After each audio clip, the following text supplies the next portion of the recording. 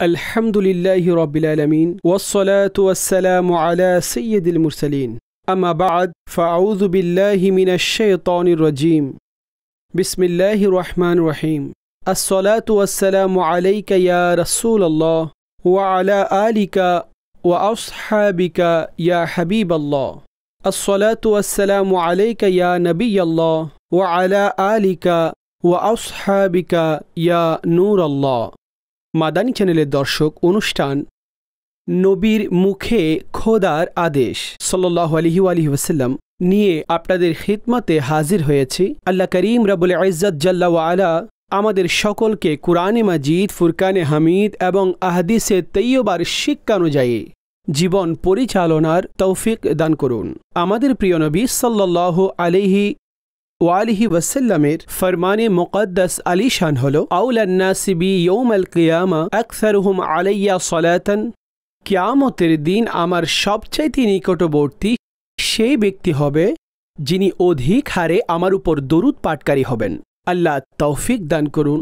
অধিক হারে কুরআন পাঠ করুন, জিকির আজকার করুন, আর নবী রাহমত শফি উম্মত সাল্লাল্লাহু আলাইহি ওয়াসাল্লামের উপরে অধিক হারে দরুদ পাঠ করার অভ্যাস আর মামুল বানিয়ে নিন। আল্লাহ করিম আমাকে আপনাকে আমলের তৌফিক দান করুন, বরকত এবং রহমত নাজিল হওয়ার জন্য। নবী পাক সাল্লাল্লাহু আলাইহি ওয়াসাল্লামের বারেগাহে একবার হাদিয়ায়ে দরুদে পাক সল্লু আলাল হাবিব সাল্লাল্লাহু তাআলা আলা মুহাম্মদ সাল্লাল্লাহু আলাইহি ওয়াসাল্লাম সালাতান ওয়া সালামান আলাইকা ইয়া সাইয়্যিদি ইয়া রাসূলুল্লাহি ওয়া আলা আলিকা ওয়া আসহাবিকা ইয়া সাইয়্যিদি ইয়া হাবিবাল্লাহ। মাদানী চ্যানেলের দর্শক, এই অনুষ্ঠানে আমরা সেই আয়াতে মোবারকা যার মধ্যে আল্লাহ রাব্বুল আলামিন কুল বলে হুকুমসমূহ ইরশাদ করেছেন, সে কুল শব্দ শুরুতে থাকুক অথবা আয়াতে মোবারকার মধ্যবর্তী অংশে থাকুক।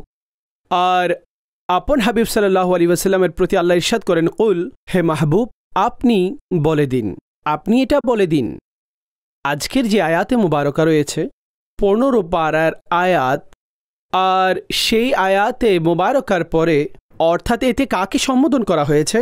কুলের পরে সম্বোধন কার জন্য? এটাও কাফেরদের জন্য একটি সম্বোধন ছিল।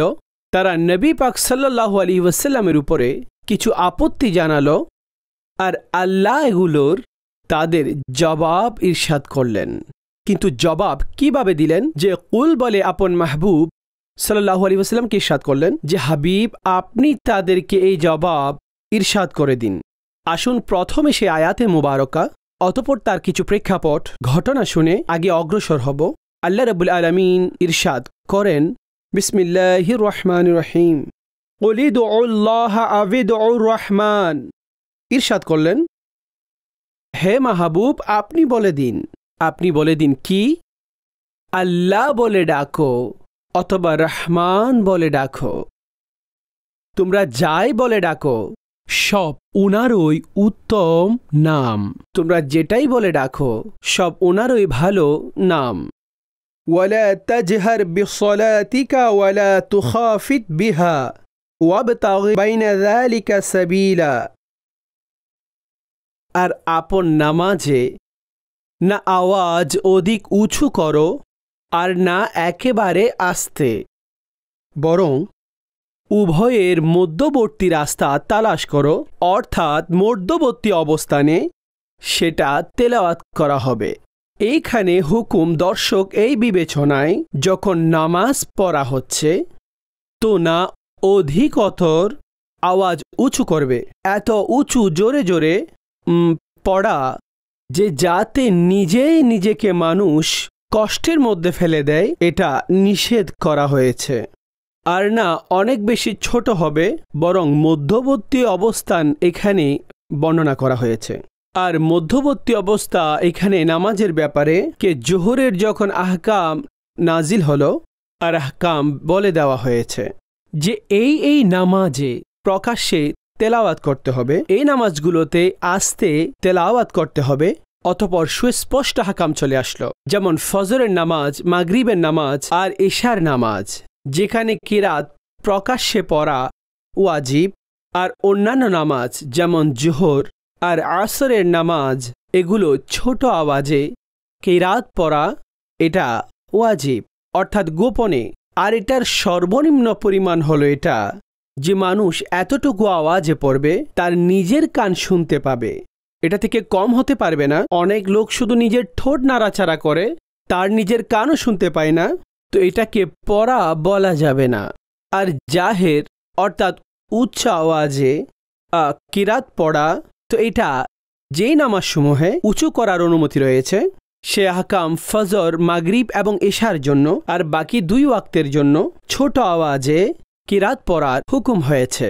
তো ইরশাদ হয়েছে ওয়ালা তাজহার বিসলাতিকা ওয়ালা তুখাফিত বিহা ওয়াবতাগি বাইনা যালিকা সাবিলা, যে না অধিক উচ্চ আওয়াজে আর না অধিকতর আস্তে, বরং মধ্যবর্তী রাস্তা তালাশ করুন।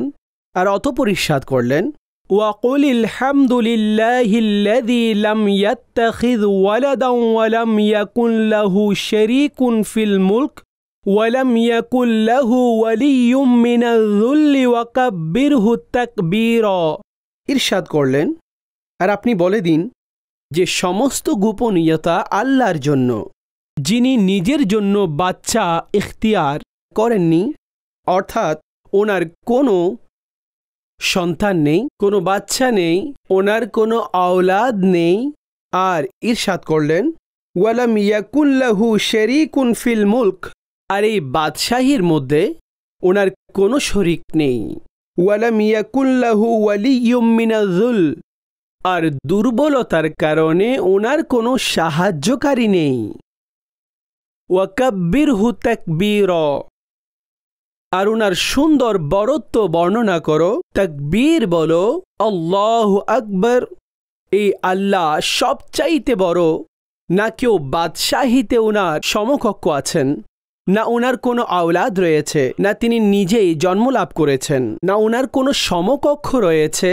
এটা আল্লাহ রব্বুল আলামিনের ব্যাপারে এই আয়াতে মুবারকার মধ্যে এটা ইরশাদ করে দেওয়া হয়েছে। আর সে সমস্ত লোকেদের অর্থাৎ ঈসাইদের রদ করেছেন যে যারা মাআযাল্লাহ এই কথা বলতো আর এটা মানত যে হযরতে ঈসা আলাইহিস সালাম তিনি ইবনুল্লাহ অর্থাৎ আল্লাহর সন্তান। মাআযাল্লাহ হযরতে ঈসা আলাইহিস সালাম তিনি আল্লাহর নবী আর আল্লাহ রাব্বুল আলামিনের বান্দা, আল্লাহর নবী। রবের কোনো সন্তান নেই, না রবের কোনো পিতা রয়েছে, অর্থাৎ রব আজ্জা ওয়াজাল তিনি আবুদীয়, তিনি না তিনি জন্মলাভ করেছেন, না ওনার মধ্য থেকে কেউ সন্তান হয়েছেন। কারণ কি এই আকিদার যেটা সূরা ইখলাসের মধ্যে স্পষ্টরূপে বর্ণিত হয়েছে, কুল হুয়াল্লাহু আহাদ, আপনি বলে দিন আল্লাহ এক, আল্লাহু সামাদ, আল্লাহ অমুখাপেক্ষী, লাম ইয়ালিদ ওয়া লাম ইউলাদ, না জন্মলাভ করেছেন, না ওনার সন্তান রয়েছে, ওয়া লাম ইয়াকুল লাহু কুফুয়ান আহাদ, আর না ওনার কোনো বরাবর রয়েছে, না ওনার কোনো সমকক্ষ রয়েছে, অর্থাৎ ওনার মতো কেউ নেই। যদি মাআযাল্লাহ কেউ এই আকীদা রাখে যে আল্লাহর কোনো সন্তান রয়েছে অথবা আল্লাহর কোনো আওলাদ রয়েছে অথবা আল্লাহ নিজেই মাআযাল্লাহ কারো সন্তান অথবা আওলাদ, তো এটা দ্বারা উদ্দেশ্য পরস্পরের মধ্যে একটি জিনসিয়তকে মানতে হবে, অর্থাৎ আমরা জিন্স হিসেবে মানতে হবে। আর এইভাবে মানুষ শিরকের মধ্যে অন্তর্ভুক্ত হবে। যখন রব আজ্জা ওয়াজাল তিনি সমস্ত বস্তু থেকে পাক, মুনাজ্জা, মুবাররা, তিনি ওয়াহিদ, তিনি সামি', তিনি কদির, তিনি বসির, তিনি কুদ্দুস, তিনি কাইয়ুম, তিনি হাই, অর্থাৎ না ওনার ঘুম আসে, না ওনার ঘুম আসে, না তিনি বিশ্রাম নেন।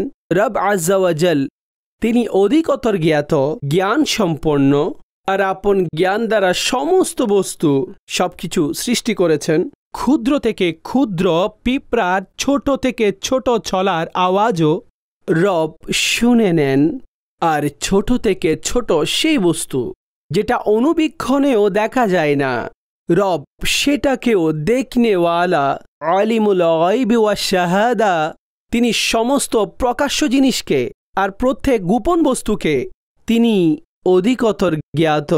তো এটা রব আজ্জা ওয়া জালের তাওহীদ, আল্লাহ রাব্বুল আলামিন এর জন্য কি গুণাবলী রয়েছে তা এখানে বর্ণিত হয়েছে। বেসিক এই আয়াতে মুবারকা যেটা নাজিল হয়েছে, কুল উদউল্লাহ আও উদউর রহমান, আল্লাহ ইরশাদ করেন আপনি বলে দিন যে তোমরা আল্লাহ বলো অথবা রহমান বলো, আইয়াম্মা তাদউ ফালাহুল আসমাউল হুসনা, যে কোনো শব্দে তোমরা আল্লাহকে ডাকো সেটাই আল্লাহর গুণবাচক নাম, সেটা আল্লাহর ওই নাম মুবারক হয়ে থাকে। মাদানী চ্যানেলের দর্শক, এই আয়াতে মুবারকা যেখানে বলা হয়েছে তোমরা আল্লাহর হও কিংবা রহমানের হও, এটার প্রেক্ষাপট রয়েছে। আর সে প্রেক্ষাপট কি? হযরতে আব্দুল্লাহ বিন আব্বাস রাদিয়াল্লাহু আনহুমা বর্ণনা করেন যে এক রাত নবী করিম আলাইহিস সালাতু ওয়াস সালাম অনেক লম্বা সিজদা করলেন, আর তিনি সিজদাই বললেন ইয়া আল্লাহ ইয়া রহমান, ইয়া আল্লাহ ইয়া রহমান, এগুলো ডাকছিলেন। আবু জেহেল শুনল, তো সে বলতে লাগল যে মুহাম্মদ সাল্লাল্লাহু আলাইহি ওয়াসাল্লাম আমাদেরকে তো অনেক প্রভুকে ডাকতে নিষেধ করেন, আর নিজেই মুহাম্মদের দুইটি খোদা রয়েছে, একজন আল্লাহ আরেকজন রহমান, দুইজন খোদা। আমাদের যখন ডাকার ক্ষেত্রে মানা করেন যে আল্লাহ ছাড়া কাউকে খোদা বানিও না, আল্লাহ ছাড়া কারো ইবাদত করো না, তো নিজে তো দুইজন খোদার ইবাদত করছে। এতে আয়াতে মুবারকা নাজিল হলো, আর তাদের জবাব দেওয়া হলো, আর বলা হলো যে আল্লাহ আর রহমান এটা একজনই মাবুদে বরহকের নাম, সেটাই রবের নাম।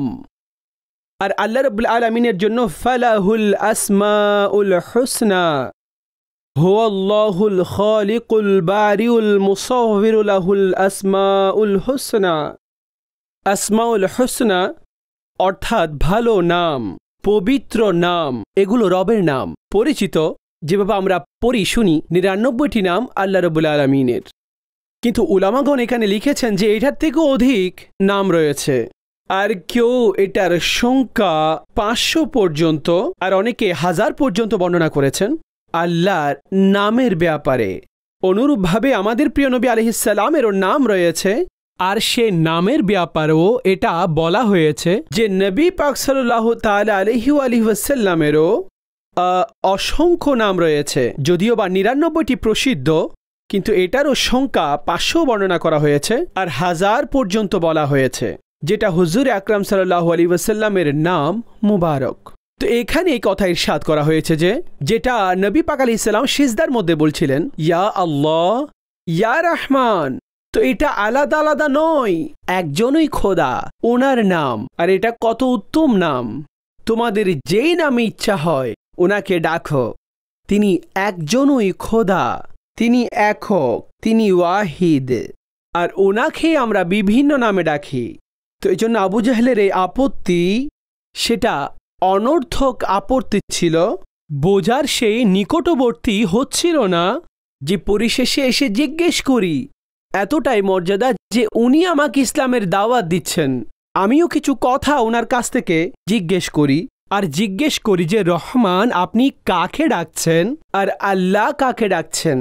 যখন সে জানত আর সে নোংরামি করার জন্য মানুষের মধ্যে এটা ছড়িয়ে দিচ্ছিল, আবু জাহেলের মতো একজন ব্যক্তি সেই যতগুলো মৌজিজা দেখেছিল, জি মাদানী চ্যানেলের দর্শক, আবু জাহেল কতগুলো এসে বড় বড় দলিল চেয়েছিল, নবী পাক আলাইহিস সালাম ওনাকে এতগুলো মুজিজা দেখালেন, কিন্তু যখন সবকিছু সে দেখে নিত অতঃপর বলতো না এটা সাহার, জাদু, এটা অমুক, আর অতঃপর চলে যেত আর পেছনে ফিরে যেত।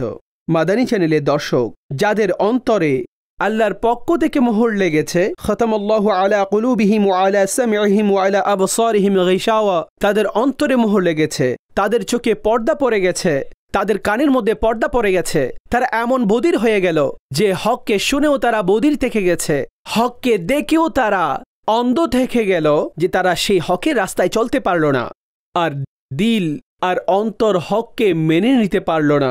আল্লাহ তাদের অন্তরে মোহর লাগিয়ে দিয়েছেন। আর কতটা সৌভাগ্যবান তারা ছিলেন যে যারা নবী পাক আলাইহিস সালামের কাছে আসতেন, ওনার কথা শুনতেন আর ঈমান গ্রহণ করতেন, ইসলাম কবুল করে নিতেন। তো এখানে আয়াতে মুবারকার মধ্যে ইরশাদ করা হয়েছে, আল্লাহ রাব্বুল আলামিনকে আল্লাহ ডাকো, রহমান ডাকো, খালিক ডাকো। ওনাকে আল মালিকুল কুদ্দুসুস সালামুল মুমিনুল মুহাইমিনুল আজিজুল জব্বার, আল আজিজুল জব্বারুল মুতাকাব্বির, সুবহানাল্লাহি আম্মা ইউশরিকুন, হুয়াল্লাহুল খালিকুল বারিউল মুসাউউইরু লাহুল আসমাউল হুসনা, ইউসাব্বিহু লাহু মা ফিস সামাওয়াতি ওয়াল আরদ ওয়া হুয়াল আজিজুল হাকীম। তো এই সূরা হাশরের শেষ আয়াতে আল্লাহর কতগুলো মুবারক নামসমূহের উল্লেখ হয়েছে। আর রব আজ্জা ওয়া জালের সেই আসমাউল হুসনা অর্থাৎ সেই পবিত্র নাম যেটা দ্বারাই আহ্বান করো, তো আমি একজন খোদাকে তারা ডাকছে, আর এটা একজন রবেরই বিভিন্ন নাম। আর এরপরে আয়াতে মুবারকার মধ্যে ইরশাদ করা হয়েছে, ওয়ালা তাজহার বিসলাতিকা ওয়ালা তুখাফিদ বিহা, আর আপন নামাজে আওয়াজ উঁচু করো না, আর না একেবারে ছোট করে নাও। আপন নামাজের মধ্যে না আওয়াজ উঁচু করো, না একেবারে ছোট করো। হযরতে আব্দুল্লাহ বিন আব্বাস রাদিয়াল্লাহু আনহুমা ইরশাদ করেন যে মক্কায়ে মুকাররমার মধ্যে এটা সেই সময় আয়াতে মুবারকা নাজিল হয়েছে যখন যে সময় তিনি সাল্লাল্লাহু আলাইহি ওয়াসাল্লাম সাহাবায়ে কেরাম আলাইহিম রিদওয়ানকে নামাজ পড়াতেন।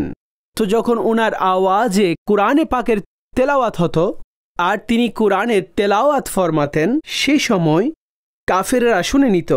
যখন কাফেররা শুনত তো তারা মাযআল্লাহ আল্লাহ রাব্বুল আলামিন ওনার ব্যাপারে, কোরআনের ব্যাপারেও, আল্লাহর ব্যাপারেও, আর কোরআনকে আনয়নকারী হযরতে জিবরিল আলাইহিস সালাম ওনার শানেও তারা বেয়াদবিমূলক শব্দ প্রয়োগ করত আর বিভিন্নভাবে কষ্ট দিত, বিরক্ত করত।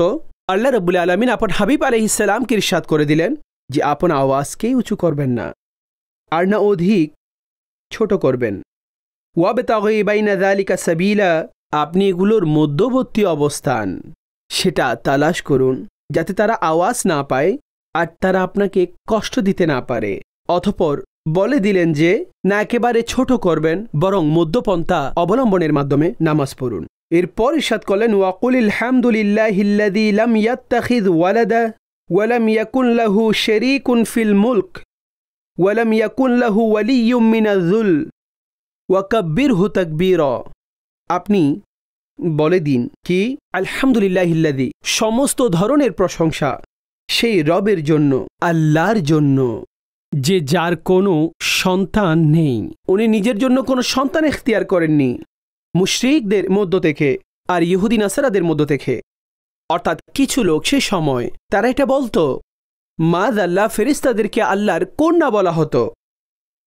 হযরতে উযাইর আলাইহিস সালাম আর ঈসাইরা হযরত ঈসা আলাইহিস সালামকে আল্লাহর সন্তান বলতো। তো এখানে এটা ইরশাদ করা হয়েছে আল্লাহ এগুলো থেকে পাক। আচ্ছা, অতঃপর ইরশাদ করলেন ওনার বাদশাহীর মধ্যে ওনার কেউ সমকক্ষ নেই। অতঃপর এটা বললেন যে দুর্বলতার কারণে ওনার কোনো সাহায্যকারী নেই। ওয়ালাম ইয়াকুল্লাহু ওয়ালিয়্যুম মিনায-যুল, দুর্বলতার কারণে ওনার কোনো সাহায্যকারী নেই। অর্থাৎ উদ্দেশ্য হলো এটা, উনি দুর্বলই নন, আমার রব সবচাইতে বড়, শক্তিমান, পাওয়ার সম্পন্ন, সমস্ত কায়নাত ওনার মুহতাজ। তিনি কারো মুখাপেক্ষী নন, তিনি কারো মুখাপেক্ষী নন। ইরশাদ করে দিলেন যে উনার কোনো সাহায্যকারী নেই, অর্থাৎ উনি দুর্বলই নন। কেননা যিনাকে সাহায্য করা হয়, তিনি যাকে কেউ সাহায্য করেন, এটার উদ্দেশ্য তিনি সেই বিবেচনায় দুর্বল, দুর্বলতার মধ্যে রয়েছে। যখন রব আজ্জা ওয়া জাল ওনার কোনো সাহায্যকারী নেই, উদ্দেশ্য এটাই যে উনি দুর্বলই নন, না ওনার কারো সাহায্য প্রয়োজন। তো রব কারো মুখাপেক্ষী নন, আর সমস্ত মখলুক আল্লাহর মুহতাজ। ফেরেশতারাও মুহতাজ, সমস্ত লোকেরাও মুহতাজ। নবীগণ মুহতাজ আল্লাহর বারেগাহে। রব ওনাদেরকে শক্তি দিয়ে সৌভাগ্যবান করেছেন, ফেরেশতাদেরকে ক্ষমতা দিয়েছেন, আল্লাহ ওনাদেরকেও সামর্থ্য দান করেছেন, নবীদেরকেও সামর্থ্য দান করেছেন। আমার নবী আলাইহিস সালামকে উনি কামাল দিয়েছেন। ইশারা করলে তো চাঁদ টুকরো করে দেন, টুকরো করে দেন, আর ইশারা করলে এটা জুড়েও যায়। ইশারা করে গাছকে ডাকেন আর পুনরায় পাঠিয়েও দেন। এটা নবী পাক আলাইহিস সালাতু ওয়াস সালাম। আর মুবারক হাত লাগালে অর্থাৎ ভাঙা হাড্ডি জোড়া লেগে যায়। আল্লাহ আপন নবীদেরকে এমন ক্ষমতা আর কামালিয়ত দান করেছেন। তো এইখানে বেসিক এই বিষয়টি বর্ণনা করে দেওয়া হয়েছে, রব কারো মুহতাজ নয় যে ওনার কেউ সাহায্য করবে।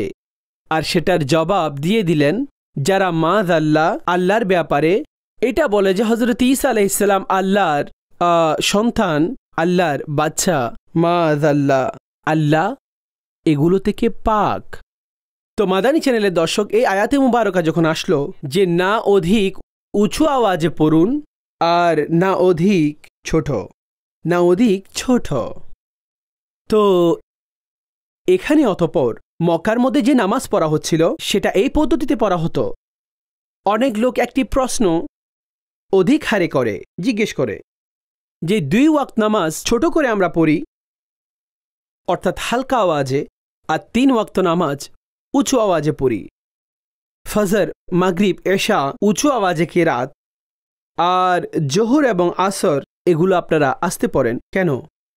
এটার বেসিক কারণ এবং রিজন, সেই মক্কায়ে মুকাররমার মধ্যে নবী পাক আলাইহিস সালাম যে পদ্ধতিতে নামাজ আদায় করেছিলেন, তো তাতে দিনের বেলায়, কেননা কাফেররা গলির মধ্যে ঘোরাফেরা করত আর তারা এই তালাশের মধ্যে থাকত যে মাযাল্লাহ হুজুরকে ওনার সাহাবীদের কষ্টের মধ্যে ফেলে দেওয়া, তো এই জন্য দিনের নামাজে একেবারে চুপিসারে অর্থাৎ ছোট আওয়াজে, উঁচু আওয়াজের নিষেধ হয়ে গেল, কিরাত ছোট আওয়াজে পড়ার হুকুম হয়ে গেল।